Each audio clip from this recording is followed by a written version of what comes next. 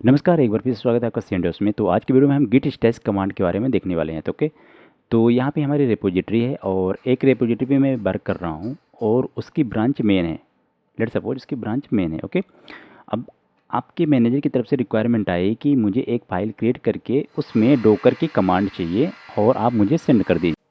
तो आप क्या करोगे कि एक फ़ाइल क्रिएट करोगे और वहाँ पे डोकर की कमांड राइट करोगे। ओके, अब आपने ऐड कर लिया। अब कमिट करने से पहले रिक्वायरमेंट चेंज हो गई कि नहीं नहीं नहीं, मुझे डोकर की कमांड नहीं चाहिए, मुझे आंसिबल इंस्टॉल करना है अपने सर्वर पे, तो मुझे आंसिबल की कमांड दीजिए। तो आप क्या करोगे, जो आपने राइट किया है डोकर की कमांड को, उसको टेम्परेरली सेव कर सकते हो यूजिंग स्टैश। ओके, तो इसको हम कैसे करने वाले हैं, चलिए देखते हैं। तो यहाँ पे मैंने रिपोजिटरी एक क्रिएट कर ली है गिट स्टैश नाम से, और यहाँ पे एक फाइल प्रेजेंट है test1। यहाँ पे कुछ नहीं है, अभी मैं दिखा देता हूँ आपको। और इसकी डिफिनीशन हम देख लेते हैं।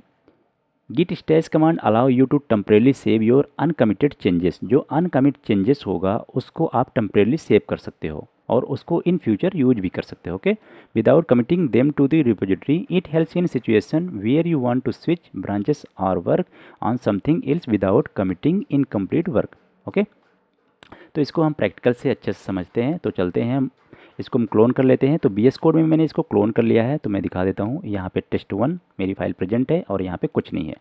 ओके, अभी मैनेजर की रिक्वायरमेंट है कि डोकर मुझे इंस्टॉल करना है सर्वर पे, तो हमें डोकर की कमांड चाहिए। तो आपने एक फ़ाइल क्रिएट कर ली test1 नाम से। अब आप यहाँ पे राइट करोगे। तो डोकर की कमांड क्या होती है, apt install docker.io। ये तो सिंपल सा एग्जाम्पल है एक, यहाँ पे बहुत बड़े बड़े कोड भी हो सकते हैं। ओके, तो आपने यहाँ पे राइट कर लिया। अब आपने इसको सेव किया और गिट ऐड किया। ओके, अभी आप जैसे ही कमिट करने वाले थे वहाँ पे रिक्वायरमेंट हमारी चेंज हो।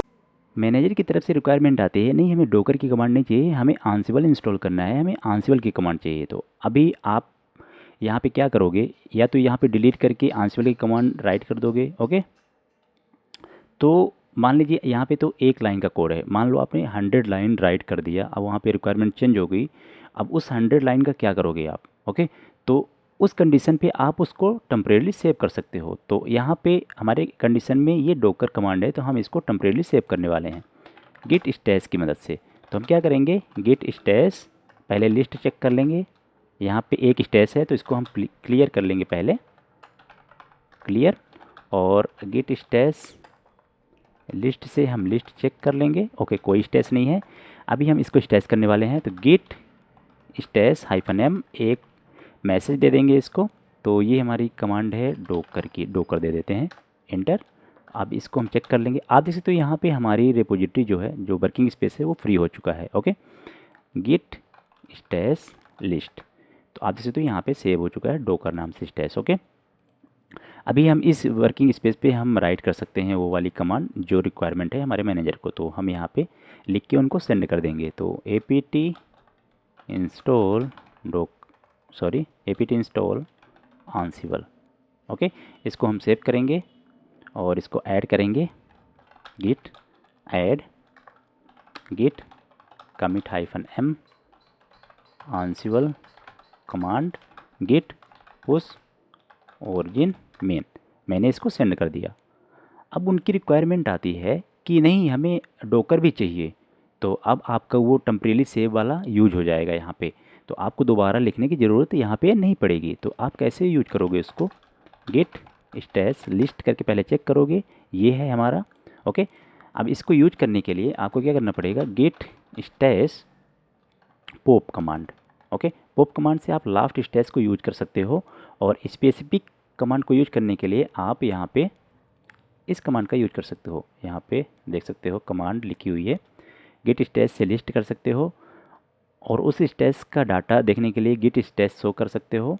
और डिफरेंस ये डिटेल व्यू में देखने के लिए git stash show -p stash value भी देख सकते हो। ओके, अभी हम 1 बाय 1 इस कमांड को यूज कर लेंगे, फिर बाद में हम अप्लाई करेंगे। ओके, तो अप्लाई करने के लिए कमांड होती है गिट स्टैश अप्लाई और स्टैश नेम या स्टैश ये जो वैल्यू है। ओके, तो हम क्या करेंगे, टेस्ट में जाएंगे और यहाँ पे गिट स्टैश अप्लाई, और यहाँ से इसको हम कॉपी करेंगे और पेस्ट कर देंगे, इंटर करेंगे, sorry git stage apply index quiet.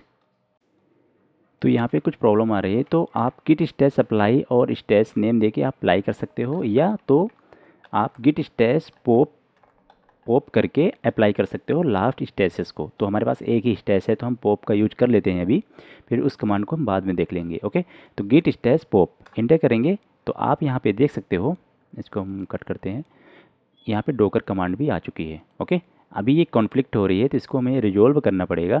तो हम यहाँ से इसको डिलीट कर देंगे, स्टेज चेंजेस को, इसको एडिट कर लेंगे और इसको ऐड और कमिट कर देंगे। ओके, तो यहाँ से हम क्या करेंगे, इसको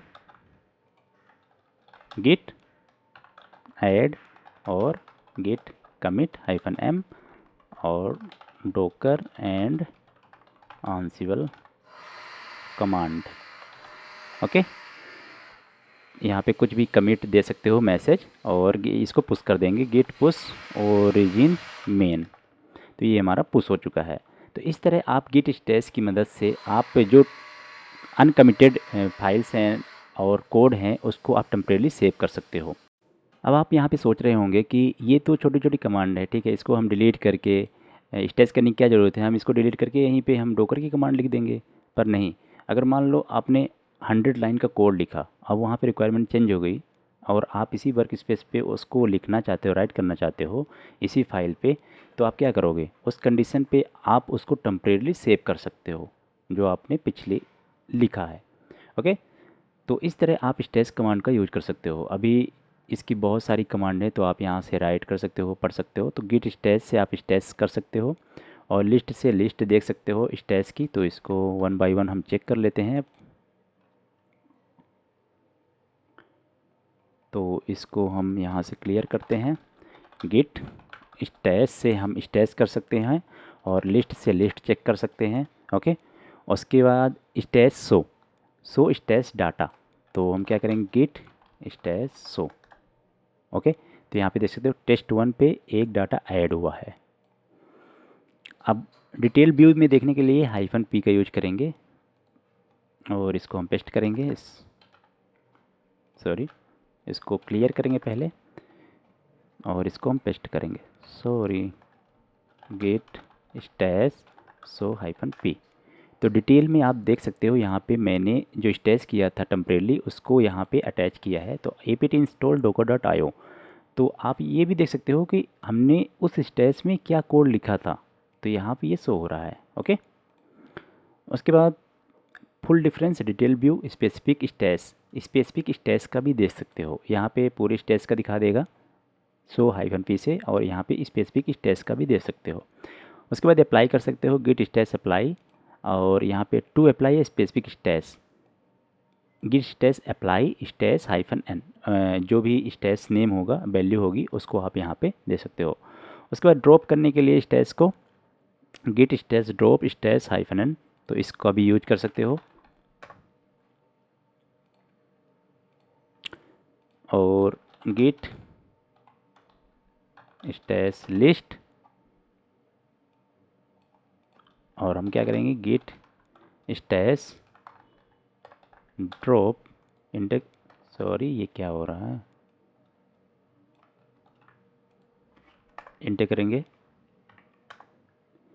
तो वो अप्लाई हो चुका है, इसलिए यहाँ पे स्टेज ड्रॉप वर्क नहीं कर रहा है। Okay, drop stashes, git stage drop और स्टेज वैल्यू। तो एक बार हम नेम दे के देख लेते हैं इसको। तो हमने नेम दिया था docker is not a valid reference. Okay, तो इसको क्लियर करते हैं, गिट स्टेज लिस्ट। तो यहाँ पे हमने डोकर दिया था और ये स्टेज वैल्यू है, तो यहाँ पे ड्रॉप नहीं हो रहा है। इसको डिलीट करने के लिए आप क्लियर कमांड का यूज कर सकते हो। ओके, और to drop the most recent stage, git stage drop. तो हम सीधा स्टेज को ड्रॉप करेंगे। क्या हो रहा है, ड्रॉप। तो ये ड्रॉप हो चुका है, गिट स्टेज ड्रॉप, और यहाँ पे ये डिलीट भी हो चुका है। ओके, तो हम एक बार चेक कर लेंगे इसको।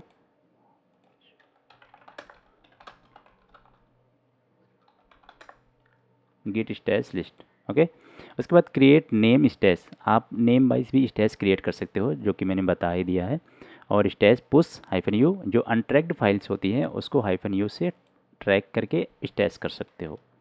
उसके बाद git stash pop, apply the last stash, सीधा अप्लाई कर सकते हो लास्ट स्टैश को। Clear all stashes, git stash clear कर सकते हो, यहाँ पे कोई भी स्टैश प्रेजेंट नहीं है, एंटर। ओके, तो ये था स्टैश के बारे में, और आज हमने देखा कि स्टैश को कैसे यूज कर सकते हैं और इसका यूज केस क्या होता है। आई होप वीडियो पसंद आया, पसंद है तो लाइक शेयर सब्सक्राइब जरूर करें। Thanks for watching.